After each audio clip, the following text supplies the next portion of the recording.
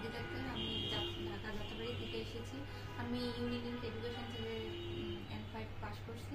আমি 25 তারিখে embassy face DFS face করছি। আমার অ্যাপয়েন্টমেন্ট থেকে আজকে ভিসা আমি হাতে পাইছি। ধন্যবাদ।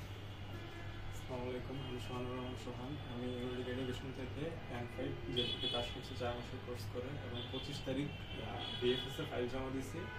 আজকে আমার ভিসা আসছে, আলহামদুলিল্লাহ। সবাই দোয়া করবেন। তোমাদের দুজনের জন্য শুভকামনা রইল। তোমরা বিএফএস এ ফাইল জমা দিচ্ছ কত তারিখ? 25 তারিখ। এই মাসের 25 তারিখ, মানে এপ্রিলের 25 তারিখ, মার্চের 25 তারিখ। সরি মার্চের 25 তারিখ না?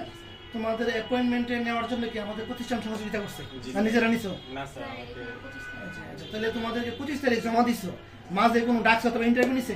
ইন্টারভিউ আমাদের নেই। তোমার দুজনের জেলপিটি আছে, জি। এমবাসিতে কোনো ইন্টারভিউ নেয় নাই না? জি, 25 তারিখ জমা দিছো। আজকে কত তারিখ?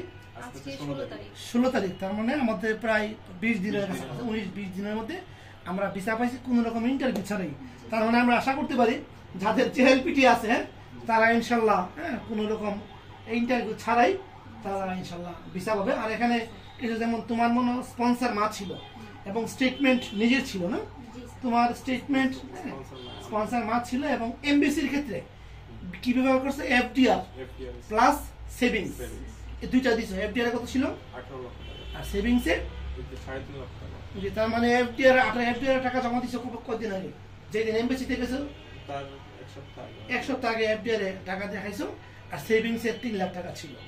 যে তাহলে ইনশাল্লাহ আমরা আশা করি যে এরকম করে যারা এফডিআর 2-3 দিন আগে রেখে, হ্যাঁ, আর সেভিংসে 2-3 লাখ টাকা রেখে যারা, তোমার মতো 18 হয়েছে এফডিআর আর সেভিংস 3, যারা কাগজ জমা দিচ্ছে তারা ইনশাল্লাহ ভিসা পাইতে পারে নাকি? তাদেরকে একটু, তাদের ক্ষেত্রে তোমার বলার কি আছে? অনেকে আছে টেনশনে আছে যে এফডিআর দিছে, সেভিংস দিছে, ভিসা ওরা পাইতেছে না। তাদের ক্ষেত্রে তোমার ধৈর্য ধরতে হবে, আল্লাহ বাকিটা আল্লাহ হাতে। জি। ইনশাআল্লাহ সবাই ভিসা পাবে ইনশাআল্লাহ।